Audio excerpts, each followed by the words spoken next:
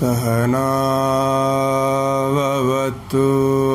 सहनौ भुनक्तु सह वीर्यं करवावहै तेजस्विनावधीतमस्तु मा विद्विषावहै।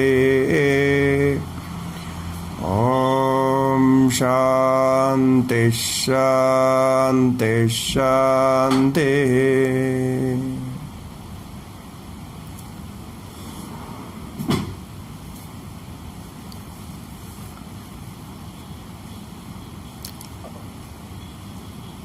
ശാസ്ത്ര പരിചയത്തിൻ്റെ ക്രമത്തിൽ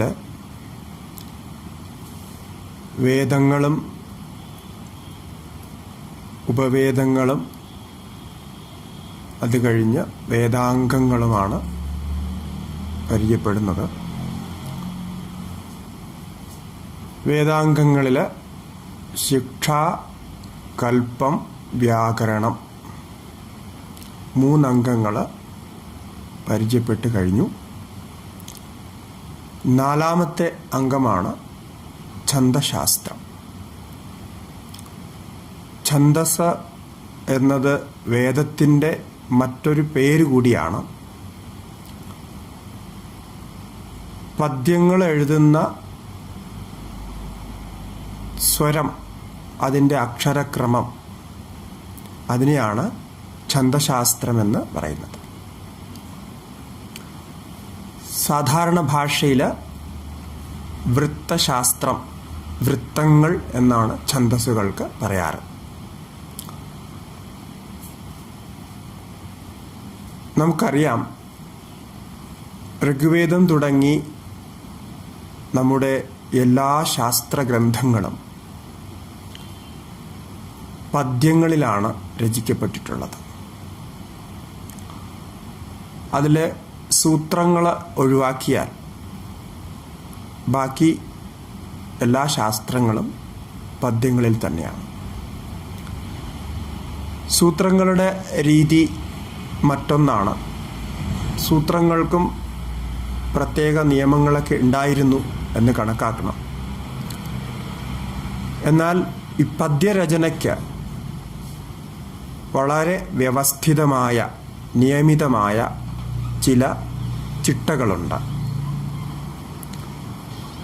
ഒരു പദ്യം ഉണ്ടാക്കുന്നതിന് മുമ്പ് ആ പദ്യത്തിൽ പ്രയോഗിക്കാൻ പോകുന്ന പദങ്ങളുടെ ഒരു രൂപം തയ്യാറാക്കുന്നു. ആ രൂപം തയ്യാറാക്കി അതിനെ ക്രമത്തിൽ വയ്ക്കുമ്പോഴാണ് സ്വരത്തിൽ അല്ലെങ്കിൽ ഒരു പ്രത്യേക ഈണത്തിൽ പാടാൻ പറ്റുന്ന പദ്യങ്ങളായി തീരുക. വേദത്തിലാണെങ്കിൽ അത് സ്വരശാസ്ത്രമാണ്. നമ്മൾ ശിക്ഷാശാസ്ത്രത്തെക്കുറിച്ച് പഠിച്ചിരുന്നു. ബാക്കി ഗ്രന്ഥങ്ങളിൽ വരുമ്പോൾ അത് ഛന്ദശാസ്ത്രമാണ്. ഇപ്പോൾ ശിക്ഷാഗ്രന്ഥങ്ങൾ പറയുന്നത് സ്വരങ്ങളെക്കുറിച്ചാണെങ്കിൽ ഛന്ദശാസ്ത്രം പറയുന്നത് പദ്യങ്ങൾ, ശ്ലോകങ്ങൾ രചിക്കുന്നതിനെ കുറിച്ചാണ്. ശിക്ഷയും ശിക്ഷാഗ്രന്ഥങ്ങളും ഈ ഛന്ദശാസ്ത്രവും തമ്മിൽ വളരെയധികം ബന്ധമുണ്ട്. അതുപോലെ വ്യാകരണവും തമ്മിൽ ഛന്ദശാസ്ത്രത്തിന് ബന്ധമുണ്ട്. പദ്യങ്ങളിൽ രചനകൾ ചെയ്തിരുന്നതിന് പ്രത്യേക ഒരു കാരണമുണ്ടായിരുന്നു. നമുക്ക് പലപ്പോഴും തോന്നാം, എന്തിനാണ് ഈ ശാസ്ത്രങ്ങളൊക്കെ പദ്യങ്ങളിൽ തന്നെ രചിച്ചു വച്ചിരിക്കുന്നത്? നമുക്കിന്ന് കൂടുതൽ പരിചയം ഗദ്യങ്ങളുമായിട്ടാണ്. കാരണം നമ്മൾ വായിക്കുന്ന പുസ്തകങ്ങൾ അല്ലെങ്കിൽ പഠിച്ചു വന്ന സ്കൂളിലൊക്കെ പഠിച്ചു വരുന്ന ഗ്രന്ഥങ്ങൾ ഒക്കെ ഗദ്യരൂപത്തിലാണ് എഴുതപ്പെട്ടിട്ടുള്ളത്. അതുകൊണ്ട് തന്നെ ശാസ്ത്രഗ്രന്ഥങ്ങളെ നോക്കുമ്പോൾ ഒരു സംശയം തോന്നാം, എന്തുകൊണ്ടാണ് ഇവ പദ്യങ്ങളിൽ എഴുതപ്പെട്ടിരിക്കുന്നതെന്ന്. അതിന് ഒരു പ്രത്യേക കാരണമുണ്ട്.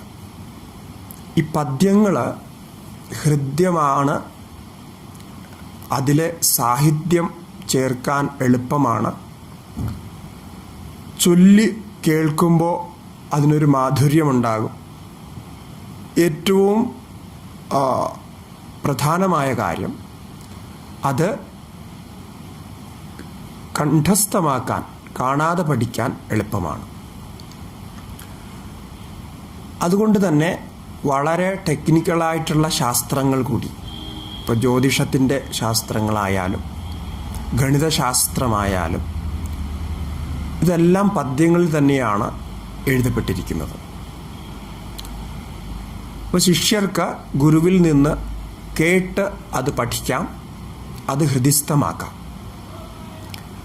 പദ്യരൂപത്തിൽ ഹൃദിസ്ഥമാക്കിയാൽ അത് ദീർഘകാലം നിൽക്കും എന്നതും തെളിയിക്കപ്പെട്ട കാര്യമാണ്. ഇപ്പം നമ്മുടെ തന്നെ അനുഭവത്തിൽ നോക്കിയാൽ, നമ്മൾ സ്കൂളിലൊക്കെ കുട്ടിക്കാലത്ത് പഠിച്ച ഗദ്യഗ്രന്ഥങ്ങളെക്കാളും അതിലെ വാക്യങ്ങൾ ശരിക്കു പറഞ്ഞാൽ ഒന്നും തന്നെ നമുക്ക് വാക്യരീതിയിൽ ഓർമ്മയുണ്ടാകില്ല. എന്നാൽ അന്ന് പഠിച്ച പദ്യങ്ങളുടെ വരികൾ പലതും നമുക്കിന്ന് മൂളിപ്പാട്ടിലൂടെയും അല്ലെങ്കിൽ ഒന്ന് ശ്രമിച്ചാൽ ഓർമ്മിക്കാൻ കഴിയുന്നു. ഇതാണ് ഇതിൻ്റെ രഹസ്യം. പദ്യങ്ങളുടെ രീതിയിൽ, ശരിക്ക് ചെയ്യേണ്ട രീതിയിൽ പദ്യങ്ങൾ ചെയ്താൽ അത് മസ്തിഷ്കത്തിന് ഏറ്റവും അനുകൂലമായ ഒരു ട്യൂൺ അതിൽ ഉണ്ടാകുന്നു. ആ ട്യൂണിലൂടെ അത് ഹൃദിസ്ഥമായി പോകും. എത്രയെങ്കിലും പാട്ടുകൾ നമുക്ക് ഹൃദിസ്ഥമാണ്. അത് സാധാരണ സിനിമ പാട്ടുകളായാലും ഭജനകളായാലും അല്ലെങ്കിൽ മറ്റ് ഗാനങ്ങളായാലും കുറേ തവണ കേട്ട് കഴിയുമ്പോൾ അത് സ്വാഭാവികമായും ഹൃദിസ്ഥമാകുന്നു. പിന്നെ അത് നമുക്ക് എപ്പോഴെങ്കിലുമൊക്കെ മൂളിപ്പാട്ടിലൂടെ സ്വയം അറിയാതെ തന്നെ ചിന്തിച്ച് പാടാൻ കഴിയും. ഇത് പദ്യശാസ്ത്രത്തിൻ്റെ ഒരു വിശേഷതയാണ്. അതിൻ്റെ ഒരു സയൻറ്റിഫിക് റീസണാണത്. അപ്പം ഇത് വൈദിക കാലം മുതൽക്ക് തന്നെ ഋഷിമാർ മനസ്സിലാക്കിയിട്ട് ആ രീതിയിലാണ് അത് അവർ ചെയ്തിരുന്നത്. അപ്പം അതിന് വളരെ ഒരു സഹജമായ ഒരു ഭാവവും കൂടിയുണ്ട്. ഒരു ഹൃദയഭാവം, ഒരു വൈകാരിക ഭാവം കൂടി പദ്യങ്ങൾക്കുണ്ട്. അതുകൊണ്ടാണ് നമ്മുടെ ശാസ്ത്രങ്ങൾ മുഴുവൻ പദ്യങ്ങളിൽ രചിച്ചിരിക്കുന്നത്. ശരിക്കു പറഞ്ഞാൽ നമ്മൾ പുരാതന ശാസ്ത്രങ്ങളെ കുറിച്ച് നോക്കുമ്പോൾ മറ്റ് സംസ്കാരങ്ങളെ ഒന്ന് കമ്പയർ ചെയ്ത് നോക്കുകയാണെങ്കിൽ അവരുടെ ഗ്രന്ഥങ്ങളൊക്കെ ഗദ്യരീതിയിലും ഒരു സംവാദ രീതിയിലുമൊക്കെയാണ് രചിക്കപ്പെട്ടിട്ടുള്ളത്. പദ്യരീതിയിൽ രചിച്ച ഗ്രന്ഥങ്ങൾ വളരെ ചുരുക്കം. അപ്പോൾ അതിൻ്റെ ഒരു ശാസ്ത്രീയത നമ്മൾ ഇവിടെ നോക്കുമ്പോൾ രണ്ട് തലത്തിലാണത് കാണുന്നത്. ഇവിടെ നമ്മുടെ സംസ്കാരത്തിൽ ഗുരുശിഷ്യ പരമ്പരയ്ക്ക് വളരെ പ്രാധാന്യം ഉണ്ടായിരുന്നു. അപ്പോൾ ഗുരുശിഷ്യ പരമ്പരയിൽ ഞാൻ പറഞ്ഞതുപോലെ ഗുരു ചൊല്ലുന്ന ആ പദ്യം അത് ഹൃദിസ്ഥമാക്കാൻ ശിഷ്യന് കഴിയണം. ഈ ഒരു സിസ്റ്റം മറ്റെവിടെയും നമുക്ക് കാണാൻ കഴിയുന്നില്ല. അതുപോലെ തന്നെ വലിയ വലിയ ഗ്രന്ഥങ്ങൾ ഹൃദിസ്ഥമാക്കാൻ പദ്യരൂപത്തിൽ തന്നെ ആവണം എന്ന് ഒരു നിയമം കൂടി മുമ്പുണ്ടായിരുന്നു. കാരണം അത് ലോകത്തിൽ പ്രചരിപ്പിക്കാനാണ് ഉദ്ദേശിക്കുന്നതെങ്കിൽ. ഇപ്പോൾ ഭാഗവതം പോലെയുള്ള ഗ്രന്ഥങ്ങൾ, ഭാഗവതം പോലെയുള്ള പുരാണങ്ങൾ നോക്കിയാൽ നമുക്ക് മനസ്സിലാവും. എത്രയോ ഭാഗവത പണ്ഡിതന്മാരുണ്ട്, അവർക്ക് ഭാഗവതത്തിലെ ഒട്ടുമുക്കാൽ ശ്ലോകങ്ങളും ഹൃദിസ്ഥമാണ്. നാരായണീയം ഇത്രയും വലിയൊരു ഗ്രന്ഥമാണ്. അതിലെ തന്നെ ശ്ലോകങ്ങൾ മിക്കവാറും അമ്മമാർക്കും അല്ലെങ്കിൽ നിത്യം ചൊല്ലുന്നവർക്ക് അത് ഹൃദിസ്ഥമാണ്. പക്ഷെ ഈ കാര്യം ഒരു ഗദ്യഗ്രന്ഥത്തിൽ ആവില്ല. അപ്പോൾ ഇതിൽ നിന്ന് നമ്മൾ മനസ്സിലാക്കേണ്ടത്, നമ്മുടെ പൂർവികർ എത്രയോ അനുഭവങ്ങൾ കൊണ്ടാണ് ഇത്തരം കാര്യങ്ങൾ നമുക്ക് പകർന്നു തന്നതെന്ന്. ഇത് ഇന്നത്തെ തലമുറ വ്യക്തമായി മനസ്സിലാക്കേണ്ട കാര്യമാണ്. അത് ഇപ്പോൾ നമ്മൾ ഇന്നിപ്പോൾ പഠിക്കുമ്പോൾ ഫോർമുലകളും മറ്റുമൊക്കെ പഠിക്കുന്നു. അതൊക്കെ പഠിക്കാൻ എത്ര ബുദ്ധിമുട്ടിയാണ് അതൊക്കെ കാണാതെ പഠിക്കുന്നത്.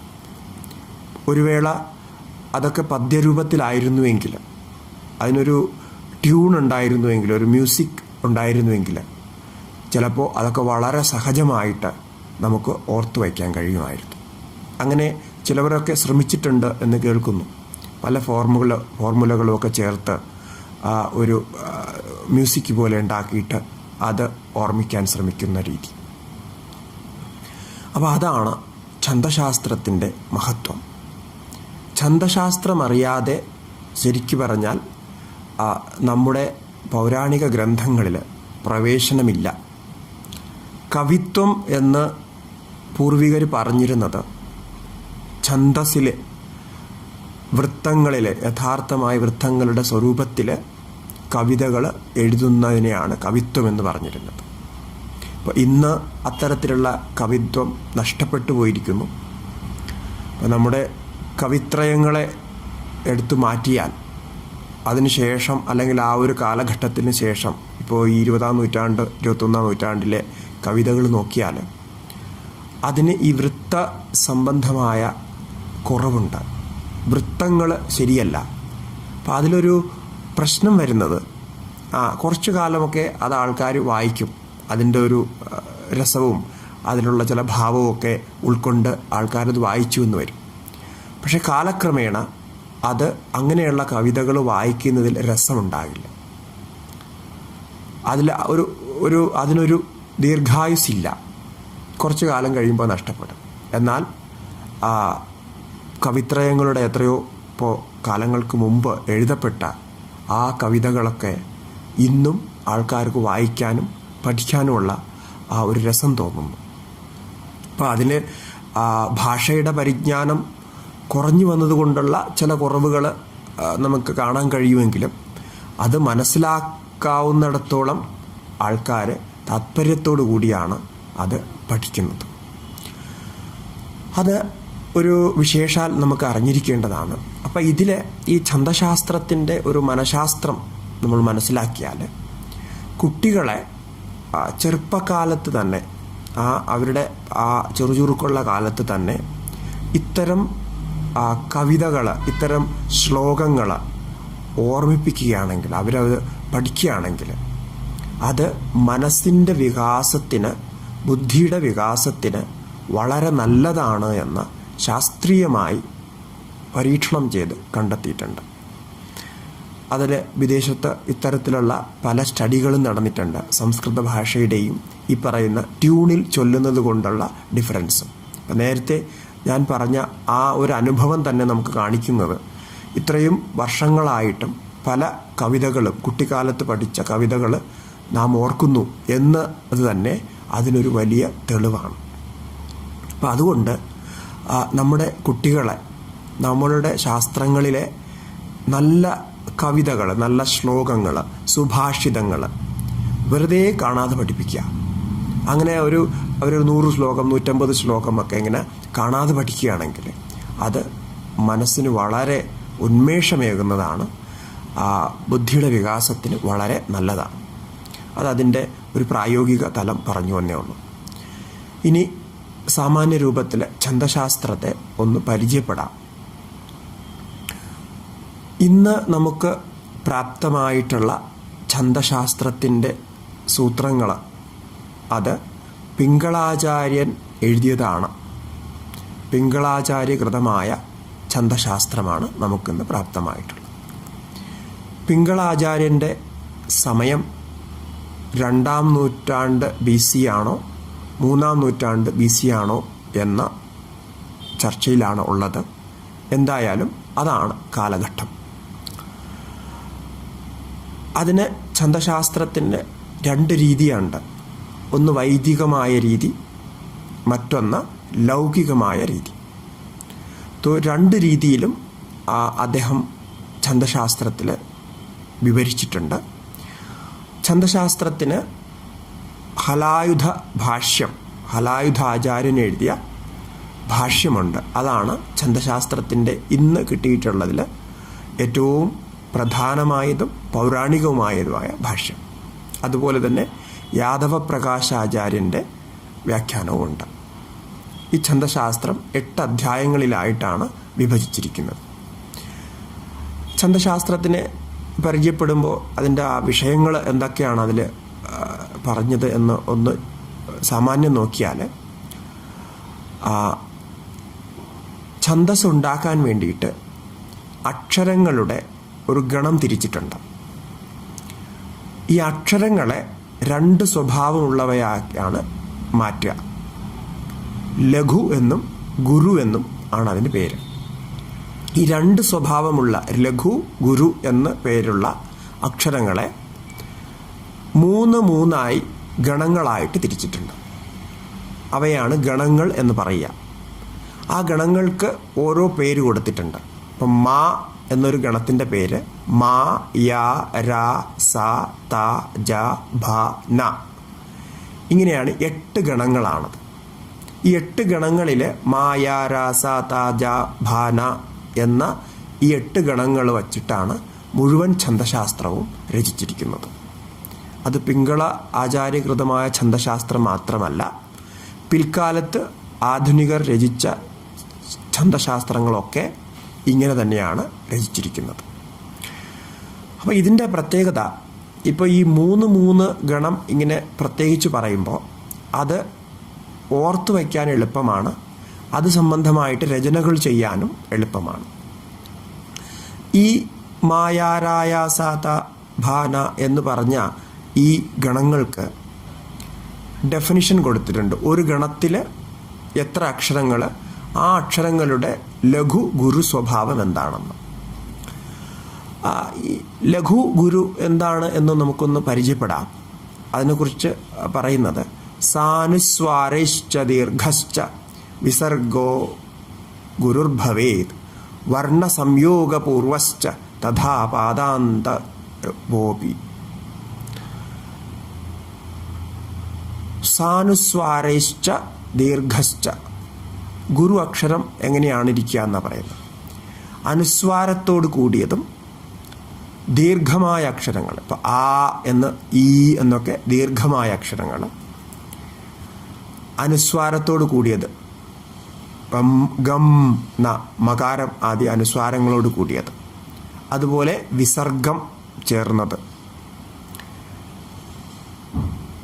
ഇത് എല്ലാം ഗുരു അക്ഷരങ്ങളാണ്. എന്നാൽ ഒരു വിശേഷം കൂടിയുള്ളത് സംയോഗപൂർവശ്ച, സംയുക്ത അക്ഷരം മുന്നിൽ നിൽക്കുകയാണെങ്കിൽ പിന്നിലെ അക്ഷരം ഗുരു അക്ഷരമായിട്ട് കൂടി കണക്കാക്കും. ഇത്രയും ലക്ഷണങ്ങൾ നോക്കിയാൽ അക്ഷരങ്ങളുടെ ഗുരുത്വം മനസ്സിലാകും. പിന്നെ ഒരു പാദത്തിൻ്റെ, അതായത് ഒരു ശ്ലോകം ഉണ്ടാക്കുമ്പോൾ അതിൽ 4 പാദങ്ങളുണ്ടാകും. ഓരോ പാദത്തിലും ആ ഛന്ദസ്സിൻ്റെ എത്ര അക്ഷരങ്ങൾ വേണോ അത്രയും അക്ഷരങ്ങൾ ഗുരുവും ലഘുവും എണ്ണി തിട്ടപ്പെടുത്തിയിട്ടുണ്ടാകും. അങ്ങനെ എണ്ണി തിട്ടപ്പെടുത്തിയതിനെയാണ് പാദാന്തം എന്ന് പറയുക. ഇപ്പോൾ ഉദാഹരണത്തിന് അനുഷ്ടുപ് ഛന്ദസ്സിൽ 8 അക്ഷരങ്ങളാണ്. 8 അക്ഷരങ്ങളുടെ അവസാന അക്ഷരത്തിന് പാദാന്ത അക്ഷരമെന്ന് പറയും. ഈ പാദാന്ത അക്ഷരം ചിലപ്പോൾ ഗുരുവായിട്ടും ചിലപ്പോൾ ലഘുവായിട്ടും വരാം. അതായത് പാദാന്ത അക്ഷരത്തിൽ ലഘു അക്ഷരം വന്നാൽ കൂടി അത് ഗുരുവായിട്ടും കണക്കാക്കാം എന്നർത്ഥം. ഇതാണ് ഗുരു അക്ഷരങ്ങളുടെ ലക്ഷണം. ഇത് ഒഴികെയുള്ള മറ്റെല്ലാ അക്ഷരങ്ങളെയും ലഘു അക്ഷരങ്ങളായിട്ട് കണക്കാക്കിയിരിക്കുന്നു. വളരെ ശാസ്ത്രീയമായ രീതിയിലാണ് അതിൻ്റെ വ്യവസ്ഥ. അപ്പോൾ അങ്ങനെയുള്ള ഈ ലഘു ഗുരു അക്ഷരങ്ങളുടെ നേരത്തെ പറഞ്ഞ മായ, രാസ, ത എന്നൊക്കെയുള്ള ഗണങ്ങളെ അക്ഷരങ്ങൾ ചേർത്ത് വേർതിരിച്ചിട്ടുണ്ട്. ആദിമധ്യാവസാനേഷു യരതായാന്തി ലാഘവം ഭജസാ ഗൗരവം യാന്തി മനൗതു ഗുരുലാഘവം എന്നാണ് അതിനെ വ്യാഖ്യാനിക്കുന്ന ഒരു ശ്ലോകം പറഞ്ഞിരിക്കുന്നത്. അപ്പോൾ ഇത് തന്നെ നോക്കുക, ഈ ഡെഫിനിഷൻ വരെ ശ്ലോകങ്ങളിലാണ് എഴുതപ്പെട്ടിരിക്കുന്നത്. അങ്ങനെ ശ്ലോകങ്ങളിൽ ഉണ്ടാക്കാനുള്ള സൗകര്യത്തിനാണ് ഈ അക്ഷരങ്ങളുടെ സ്വഭാവവും അക്കങ്ങളുമൊക്കെ അക്ഷരങ്ങളിലേക്ക് മാറ്റുന്നത്. അപ്പോൾ ഇതൊരു കോഡുണ്ടാക്കി. ഇപ്പോൾ മാ എന്നൊരു കോഡാണ്. ഒരു അക്ഷരത്തിൽ ഇത്രയധികം കാര്യങ്ങൾ ചേർത്തു. അതിലെ ലക്ഷണം പറയുന്നത് ആദിമധ്യാവസാനേഷു യരതായാന്തി ലാഘവം. ആദിയിലും മധ്യത്തിലും അവസാനത്തിലും യഥാക്രമം യകാര രാ ത ഇവ ലഘു അക്ഷരങ്ങളായിരിക്കും. യകാര യ എന്ന ഗണത്തിൽ ആദിയിൽ ലഘുവും, രാ എന്ന ഗണത്തിൽ മധ്യത്തിൽ ലഘുവും, ത എന്ന ഗണത്തിൽ അവസാനത്തിൽ ലഘുവും എന്ന രീതി. ഭജസാ ഗൗരവം യാന്തി. ഇതുപോലെ ആദിമധ്യാവസാനങ്ങളിൽ ഭ ജ സ എന്ന ഗണങ്ങളിൽ ഗുരു അക്ഷരങ്ങളായിരിക്കും. മനൗതു ഗുരുലാഘവം. മാ ന എന്ന രണ്ട് ഗണം മാ ഗണത്തിൽ ഗുരു അക്ഷരങ്ങളും നാ ഗണത്തിൽ ലഘു അക്ഷരങ്ങളുമാണ് ഉണ്ടാവുക. ഇതാണ് ഛന്ദശാസ്ത്രത്തിൻ്റെ ഒരു മൗലിക പരിഭാഷ. ഇതിൽ നിന്നാണ് പിന്നെ ഛന്ദശാസ്ത്രം പ്രവർത്തിക്കുന്നത്. അങ്ങനെ ഛന്ദശാസ്ത്രത്തിൻ്റെ വിഷയത്തിൽ ആദ്യം ഈ ഗണാദി വിഷയങ്ങൾ വ്യാഖ്യാനിച്ചിരിക്കുന്നു. പിന്നെ ഗായത്രി ഛന്ദസ്, ഏറ്റവും പ്രസിദ്ധമായ വൈദിക ഛന്ദസ്സാണ് ഗായത്രി ഛന്ദസ്. ഗായത്രി ഛന്ദസ്സിൻ്റെ ഭേദങ്ങളെ, പലതരത്തിലുള്ള ഗായത്രി ഛന്ദസ്സുകളെക്കുറിച്ച് വ്യാഖ്യാനിച്ചിട്ടുണ്ട്. പിന്നെ നേരത്തെ പറഞ്ഞ പോലെ ഓരോ ഛന്ദസ്സിൻ്റെയും പാദപൂരണം എങ്ങനെയായിരിക്കണം. ഇപ്പോൾ ഒരു വാക്യം നമ്മൾ രചിക്കുമ്പോൾ ആ വാക്യത്തിൽ നമ്മുടെ ആശയം പ്രകടമായാൽ ഛന്ദസ് പൂരിപ്പിക്കാൻ വേണ്ടിയിട്ട് ചില അക്ഷരങ്ങൾ ചേർക്കും. ചിലപ്പോൾ കുറഞ്ഞ അക്ഷരങ്ങളോ ചിലപ്പോൾ കൂടിയതിനെ മാറ്റുകയൊക്കെ ചെയ്യുന്ന ഒരു രീതിയുണ്ട്. അതിനെ പാദപൂരണം എന്നാണ് പറയുന്നത്. അതിന് കുറേ നിയമങ്ങൾ ഉണ്ടാക്കിയിട്ടുണ്ട്. അതും ഛന്ദശാസ്ത്രത്തിൽ പറയുന്ന വിഷയമാണ്. പിന്നെ ഛന്ദസ്സുകളുടെ ദേവതകളുണ്ട്. ദേവതാസങ്കല്പം എല്ലാത്തിലും ഉണ്ട്. അതൊരു അത്ഭുതമാണ്. ഇവിടെയും ദേവതാസങ്കല്പമുണ്ട്. ആ ദേവതകളെക്കുറിച്ചും ഛന്ദശാസ്ത്രത്തിൽ പറയുന്നുണ്ട്. പിന്നെ ലൗകിക ഛന്ദസ്സുകളുടെ വിഷയം, വൃത്തങ്ങളുടെ സ്വഭാവം, യതി ലക്ഷണം. യതി എന്ന് പറഞ്ഞാൽ ശ്ലോകങ്ങൾ പറയുമ്പോൾ ഇടയ്ക്ക് അല്പമൊന്ന് നിർത്തുന്ന ഒരു രീതിയാണ് സാമാന്യ രീതിയിൽ യതി എന്ന് പറയുക. പലതരത്തിലുള്ള യതിയുടെ നിയമങ്ങൾ അവിടെ പറയപ്പെട്ടിട്ടുണ്ട്. പിന്നെ അതിജഗത് അധികാരം, അതിജഗത് ഛന്ദസ് എന്ന് പറയുന്ന വിശിഷ്ട ഛന്ദസ്സുകളെക്കുറിച്ചും ഗാഥ എന്ന് പറയുന്ന നിശ്ചിത ക്രമമില്ലാത്ത ഛന്ദസ്സുകളെക്കുറിച്ചും പറഞ്ഞിട്ടുണ്ട്. ഗാഥ പാടുന്ന രീതിയിൽ ഛന്ദസ് രചിക്കുന്ന ഒരു രീതിയാണ്. അതിനെക്കുറിച്ചും അവിടെ വ്യാഖ്യാനിക്കുന്നുണ്ട്. ഇതാണ് ഒരു വിഷയക്രമം പറഞ്ഞാൽ. ഛന്ദശാസ്ത്ര സംബന്ധമായിട്ട് അനേകം ഗ്രന്ഥങ്ങളുണ്ട്. അതിൽ ഛന്ദകൗസ്തുഭം എന്ന ഗ്രന്ഥം, ഛന്ദോമഞ്ജരി എന്ന ഗ്രന്ഥം, വൃത്തമഞ്ജരി എന്ന ഗ്രന്ഥം ഇവയൊക്കെ ഉപലബ്ധമാണ്. ഛന്ദശാസ്ത്രവും യാദവപ്രകാശ വ്യാഖ്യാനവും അതുപോലെ ഹലായുധ ഭാഷ്യവും ഒക്കെ ഉപലബ്ധമാണ്. പിന്നെ വൃത്തരത്നാകരം എന്ന് പറഞ്ഞ വലിയൊരു ഗ്രന്ഥം അതുകൊണ്ട് ഇതൊക്കെ ഛന്ദശാസ്ത്ര സംബന്ധമായിട്ട് ഇന്നും പഠിപ്പിക്കപ്പെടുന്ന ഗ്രന്ഥങ്ങളാണ്. ഇത് പഠിക്കുമ്പോൾ ഇപ്പോൾ വ്യാകരണം, സംസ്കൃത വ്യാകരണമൊക്കെ അധ്യയനം ചെയ്ത് കഴിഞ്ഞ് ഛന്ദശാസ്ത്രത്തിൻ്റെ സാമാന്യ ഒരു ബോധം ഉണ്ടാകേണ്ടത് ആവശ്യമാണ്. ഇപ്പോൾ നമ്മൾ ഗീതയുടെ ശ്ലോകങ്ങൾ തന്നെ പഠിക്കണമെങ്കിൽ ഈ മാത്രകൾ നോക്കി എവിടെ നിർത്തണം, എവിടെ ചേർക്കണം എന്നറിഞ്ഞാൽ സൗകര്യമായിട്ട് നമുക്ക് വായിക്കാൻ കഴിയും. അപ്പം ഛന്ദശാസ്ത്രം പഠിച്ചാൽ ഒരു ശ്ലോകം കാണുമ്പോൾ അത് എങ്ങനെയാണ് ചൊല്ലേണ്ടത് എന്ന് സ്വാഭാവികമായിട്ടും നമുക്ക് തിരിച്ചറിയാൻ കഴിയും. അതുകൊണ്ട് ഛന്ദശാസ്ത്രത്തിൻ്റെ അധ്യയനം ചെയ്യാറുണ്ട്.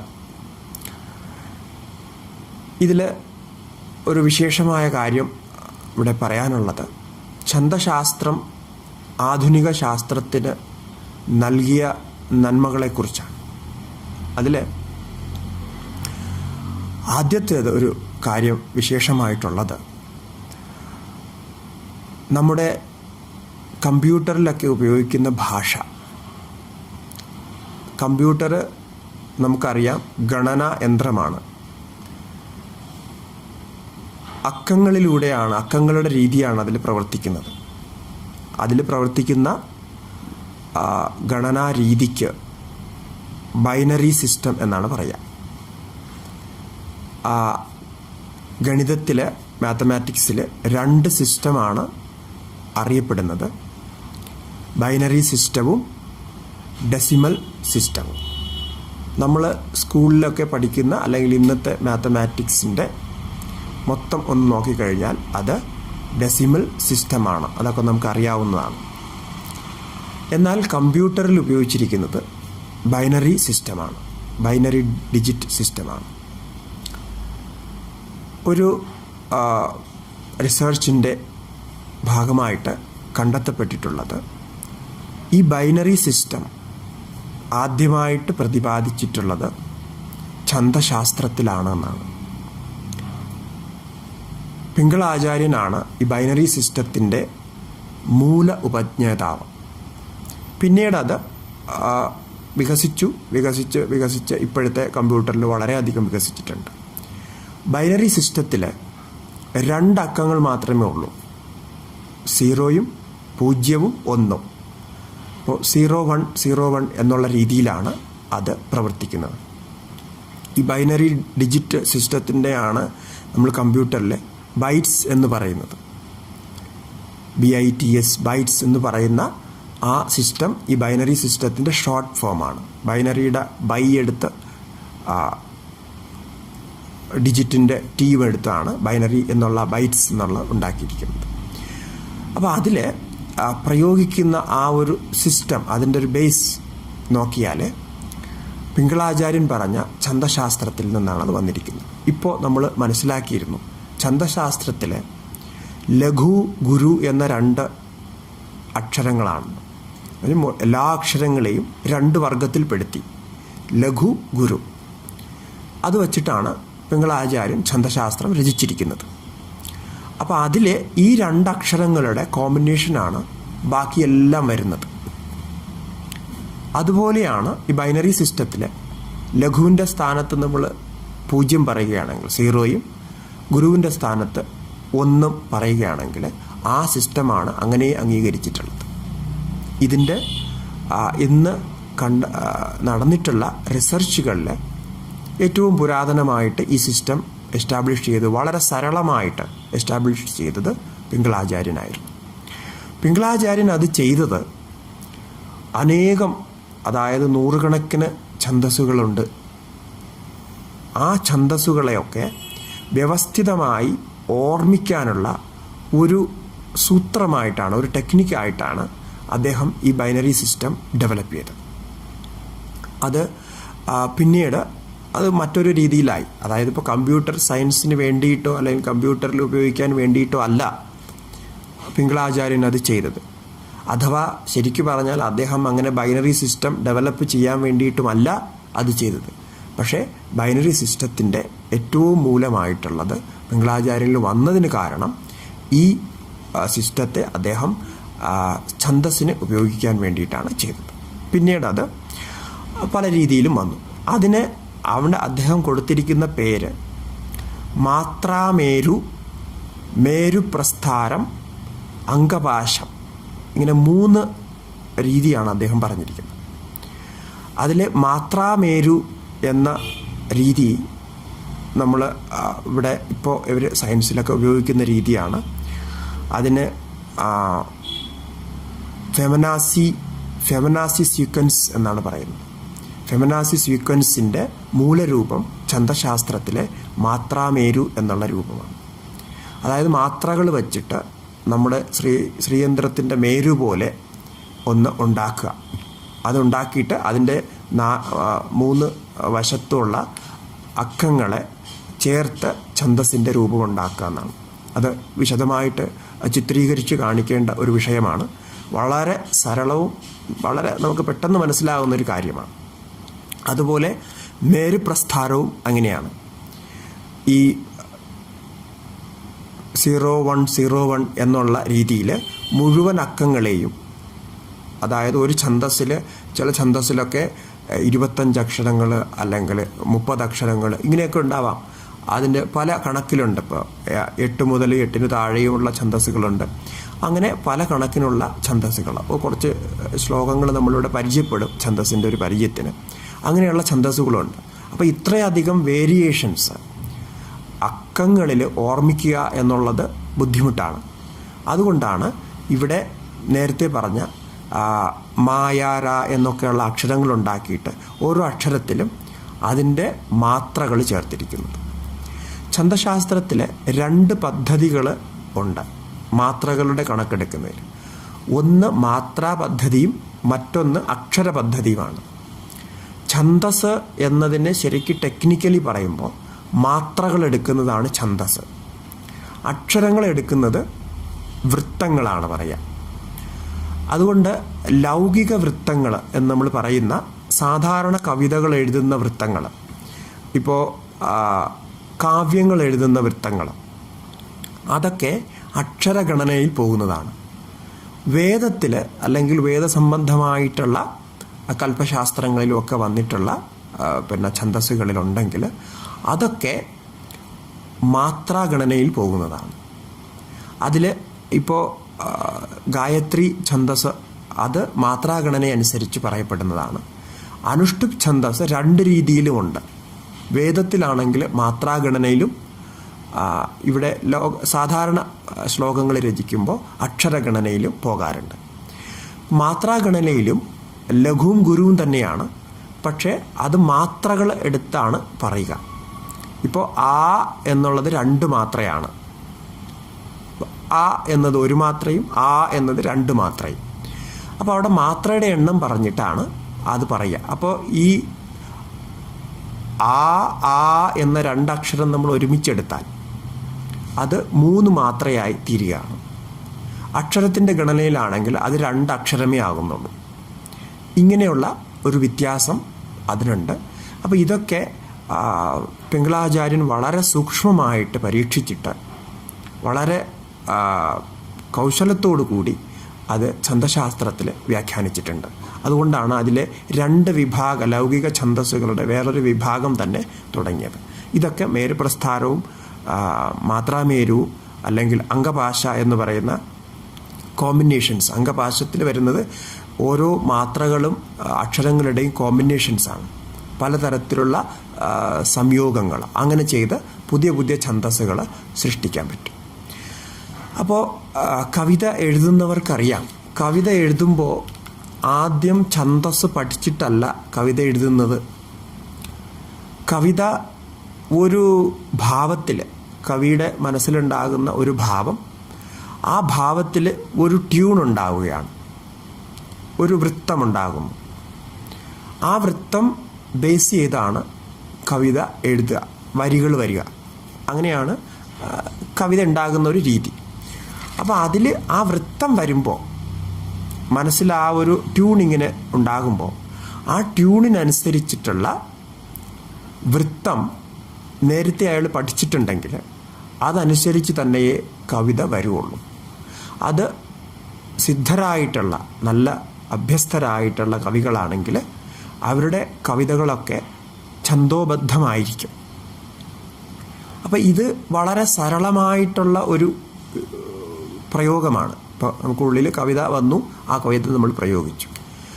അത് എഴുതിയതിന് ശേഷം പിന്നെ ഛന്ദസ്സിൻ്റെ നിയമങ്ങൾ നോക്കി ചില ഭേദഗതികളൊക്കെ വരുത്തി അതിനെ ഒന്ന് മിനുക്കി നന്നാക്കുക എന്നുള്ള രീതിയാണ് സാധാരണ കവിതകൾ എഴുതുന്നവർ ചെയ്യുക.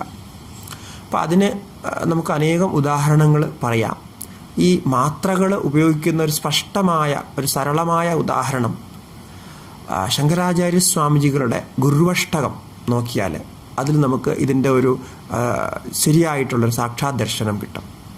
ഇപ്പോൾ ശരീരം സ്വരൂപം യഥാവാ കളത്രം യശശ്ചാരുചിത്രം ധനം മേരുതുല്യം, അതിൻ്റെ ഒരു വരിയാണത്. അതിൽ നോക്കുക, ശരീരം 3 അക്ഷരങ്ങളുടെ ഒരു ഗണമാണത്. ശരീരം, ശരീരം സ്വരൂപം യഥാവ കളത്രം യശശ്ചാരു ചിത്രം, യശശ്ചാരു ചിത്രം ധനം മേരു തുല്യം.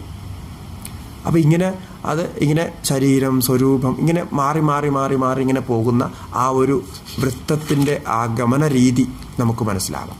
അപ്പോൾ അത് ആ മാത്രകൾ, അക്ഷരങ്ങൾ കറക്റ്റായിരുന്നാൽ ചൊല്ലുന്നവർക്ക് യാതൊരു ബുദ്ധിമുട്ടും ഉണ്ടാവില്ല. ചിലപ്പോൾ നമ്മൾ കവിതകൾ ചൊല്ലുമ്പോൾ ചില ഇത് ചൊല്ലി അങ്ങനെ പോകുമ്പോൾ അവിടെ ഇങ്ങനെ തടഞ്ഞു നിൽക്കാറുണ്ട്. അത് പറയാൻ പറ്റാത്തൊരവസ്ഥ, അല്ലെങ്കിൽ അതിൽ പറയുമ്പോൾ എന്തോ ഒരു കുറവ് തോന്നുന്ന പോലെ തോന്നുക. അത് ഛന്ദസ്സിൻ്റെ ദോഷം കൊണ്ടായിരിക്കും.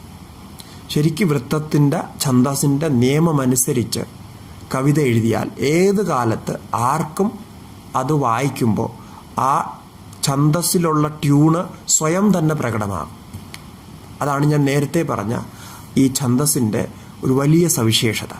ഇപ്പോൾ ഈ ശരീരം സ്വരൂപം എന്നുള്ള ശ്ലോകം നമ്മൾ നോക്കിയാൽ ഇത് ഇനി ഒരു 100 വർഷക്കാലം കഴിഞ്ഞ് ആരെങ്കിലും അത് വായിക്കുകയാണെങ്കിൽ, ഛന്ദശാസ്ത്രവും വൃത്തവും സംഗീതവും ഒന്നും അറിയാത്തൊരാൾ വായിച്ചാലും വായിക്കുമ്പോൾ സ്വാഭാവികമായിട്ടും അയാൾ ആ ട്യൂണിലെത്തും. പക്ഷെ ഇന്ന് നമ്മൾ പലപ്പോഴും മാഗസിനിലൊക്കെ വാരികകളിലൊക്കെ കാണുന്ന കവിതകൾ വായിച്ചു നോക്കുകയാണ്, ആധുനിക കവിതകൾ. അതിൻ്റെ ട്യൂണ് നമുക്ക് ഒരു പിടിയും കിട്ടില്ല. അതെങ്ങനെയാണ് ചൊല്ലേണ്ടതെന്ന് ആ എഴുതിയ ആൾ ചൊല്ലിക്കേൾക്കുകയോ അല്ലെങ്കിൽ ആരെങ്കിലും അത് പഠിച്ച് ചൊല്ലുകയോ ചെയ്താൽ മാത്രമേ അത് ഈ വിധമാണ് ചൊല്ലേണ്ടത് എന്ന് മനസ്സിലാകൂ. ഇക്കാര്യം, ഈ വൃത്തങ്ങളുടെ കാര്യം സംസ്കൃതത്തിൽ മാത്രമല്ല, അങ്ങനെ വിചാരിക്കാൻ പാടില്ല. സംസ്കൃതത്തിൽ മാത്രമാണ് ഈ നിയമങ്ങളെന്ന്. നമ്മുടെ എല്ലാ ഇന്ത്യ ഭാഷകളിലും ഈ നിയമം ഉണ്ട്. ഇപ്പം മലയാളത്തിൽ തന്നെ വൃത്തമഞ്ജരി പോലുള്ള ഗ്രന്ഥങ്ങളുണ്ട്. മലയാളത്തിൻ്റെ വൃത്തങ്ങൾ പറയുന്ന ഗ്രന്ഥങ്ങളുണ്ട്. അതൊക്കെ സ്കൂളുകളിൽ ഒരു കാലത്ത് പഠിപ്പിക്കാറുണ്ടായിരുന്നു. ഇപ്പോൾ അതുണ്ടോ എന്ന് അറിയുന്നില്ല. ഏതായാലും മലയാള ഭാഷയിലും അങ്ങനെയുണ്ട്, തമിഴ് ഭാഷയിലും ഉണ്ട്. എല്ലാ ഭാഷയിലും അവരുടെ കവിതകൾ, ആ ഭാഷയിലെ കവിതകൾ ഛന്ദോബദ്ധമായിട്ടാണ് ഉണ്ടാക്കിയിരിക്കുന്നത്. അതുപോലെ ഇംഗ്ലീഷ് കവിതകൾക്കും അവരുടെ രീതിയിലുള്ള ഛന്ദോ നിയമങ്ങളുണ്ട്. അത് നമ്മൾ ഇംഗ്ലീഷ് കവിതകളൊക്കെ പഠിക്കുന്നവർക്കറിയാം, അതിൻ്റെ ചില നിയമങ്ങളുണ്ട്. പക്ഷേ ഈ രീതിയിൽ പൂർണ്ണമായിട്ടും വ്യവസ്ഥിതമല്ല.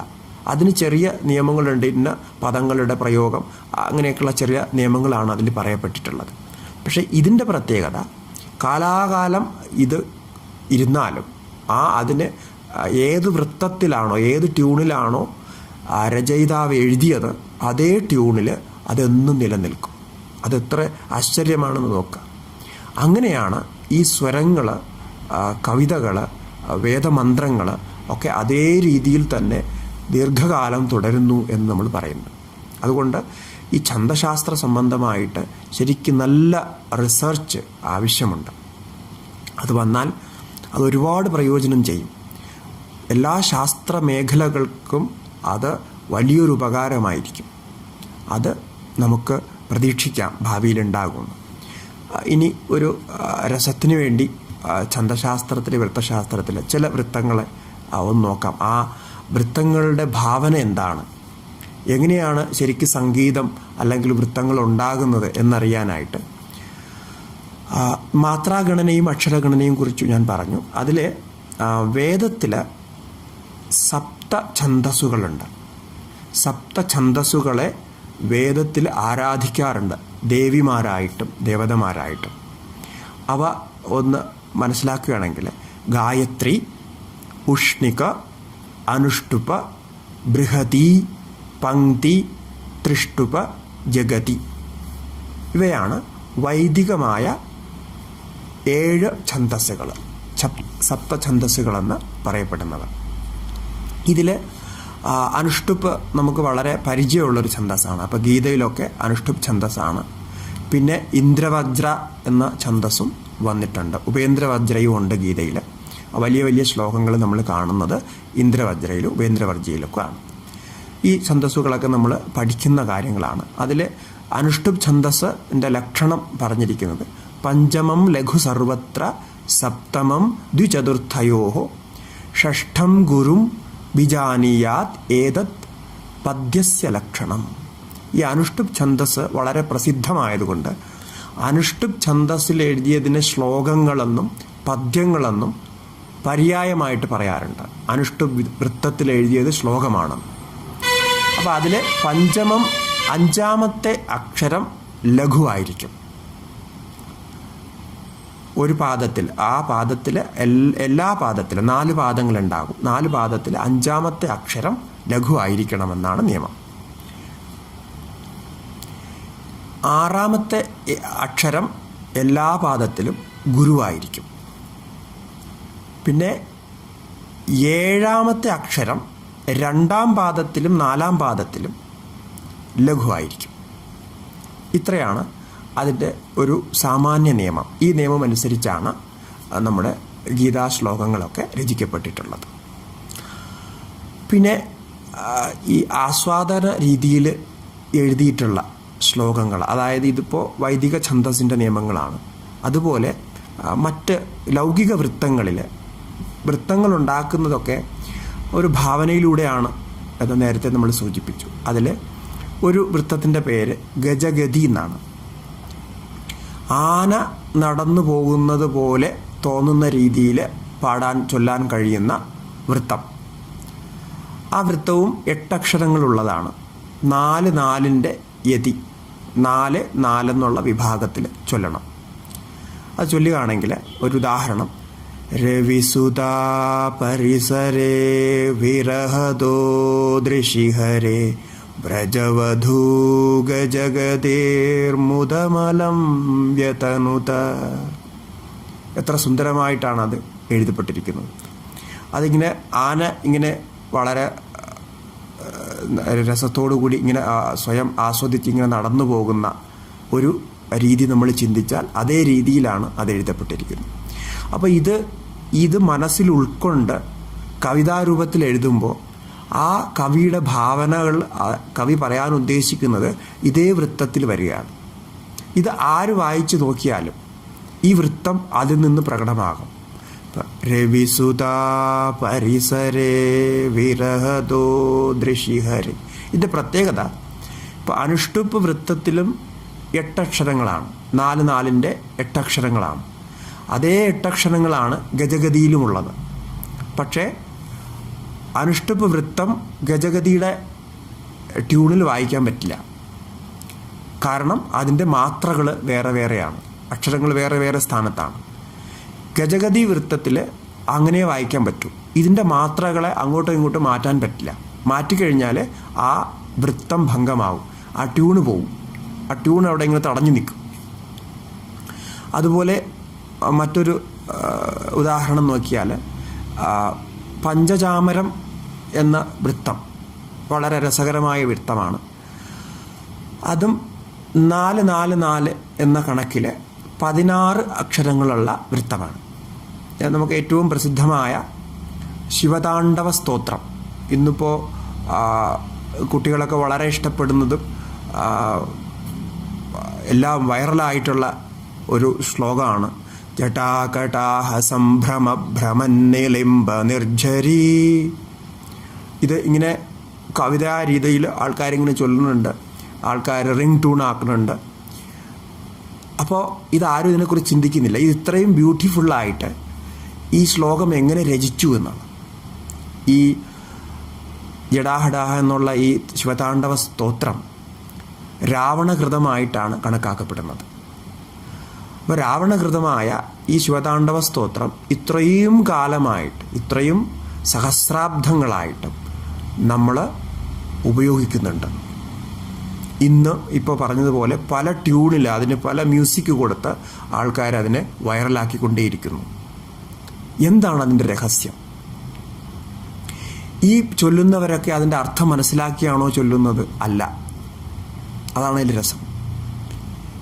ഈ വൈറലായിരിക്കുന്ന ട്യൂണ് നമ്മൾ നോക്കിയാൽ ട്യൂണ് മാത്രമേ അവർ നോക്കുന്നുള്ളൂ. അവർ അതിൽ പറഞ്ഞിരിക്കുന്ന വാക്കുകളുടെ അർത്ഥമേ നോക്കുന്നില്ല. കാരണം ഹിന്ദുക്കളല്ലാത്ത ഒരുപാട് ആൾക്കാരും ഇതൊക്കെ റിംഗ് ട്യൂൺ ആക്കുന്നുണ്ട്, അവരും അതിന് വൈറലാക്കുന്നുണ്ട്. അതിന് കാരണം അതിലുള്ള ആ വൃത്തത്തിൻ്റെ നിയമവും അതിലുള്ള ആ മ്യൂസിക്കാണ്.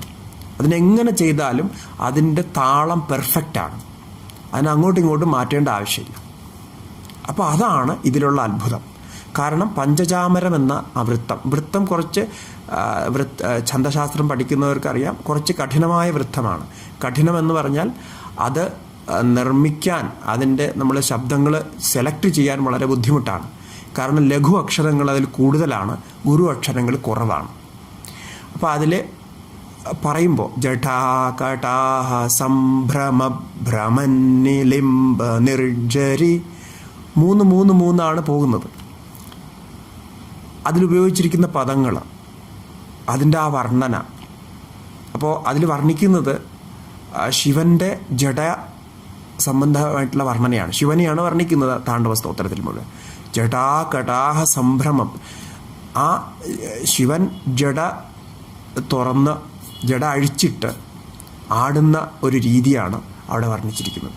അപ്പോൾ അതിലുള്ള ആ കറക്റ്റായിട്ടുള്ള പദപ്രയോഗവും മാത്രകളുടെ സ്ഥാനവും അത് വളരെ സയൻറ്റിഫിക്കായിട്ട് അത് വച്ചിരിക്കുന്നത് കൊണ്ടാണ് ഇത്രയും കാലമായിട്ട് നിൽക്കുന്നതും ഇനിയും കാലം അത് നിൽക്കുകയും ചെയ്യും. കാരണം അതിലൊന്നും അങ്ങോട്ടും ഇങ്ങോട്ടും മാറ്റേണ്ട ആവശ്യമില്ല. ഇത് ഏത് കവിത അറിയുന്ന, സംസ്കൃതം അറിയുന്ന അല്ലെങ്കിൽ അക്ഷരം അറിയുന്ന ഒരാൾ വായിച്ചാലും അയാളുടെ വാക്കിൽ, അയാളുടെ വായിൽ ഇത് ഈ പാട്ടായിട്ട്, ഈ പഞ്ചചാമര വൃത്തത്തിലുള്ള ഈ പാട്ടായിട്ട് വരും. അപ്പോൾ അതാണ് അതിൻ്റെ ഡെവലപ്മെൻറ്റ്, അതിൻ്റെ പെർഫെക്ഷൻ. ഈ പെർഫെക്ഷൻ നമുക്ക് കാത്തു സൂക്ഷിക്കണം. കാരണം എന്നാലേ ആ കവിതയുടെ ആ രസവും ആ ഭാവവും ഒക്കെ നമുക്ക് തലമുറകളിലേക്ക് മാറാൻ കഴിയുക.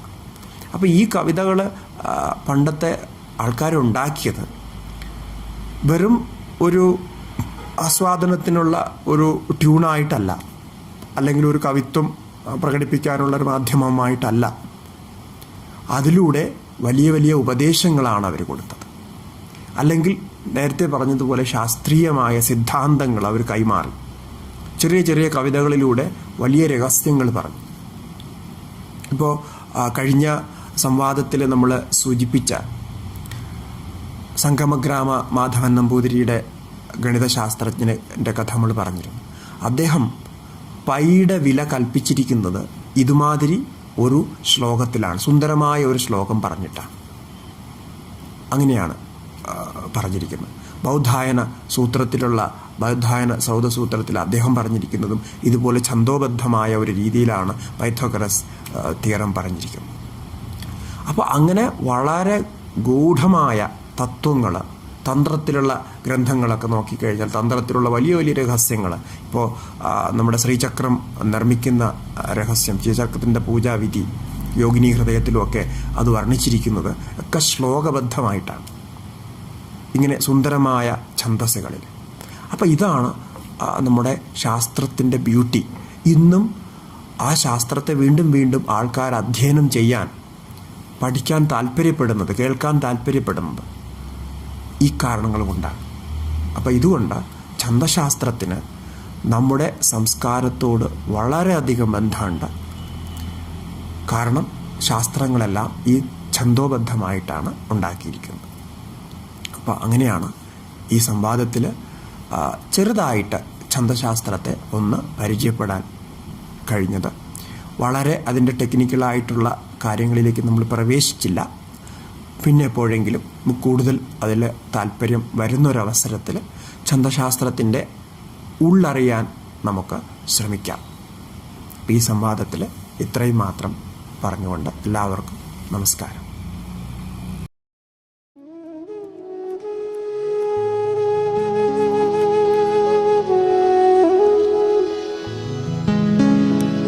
Mm-hmm.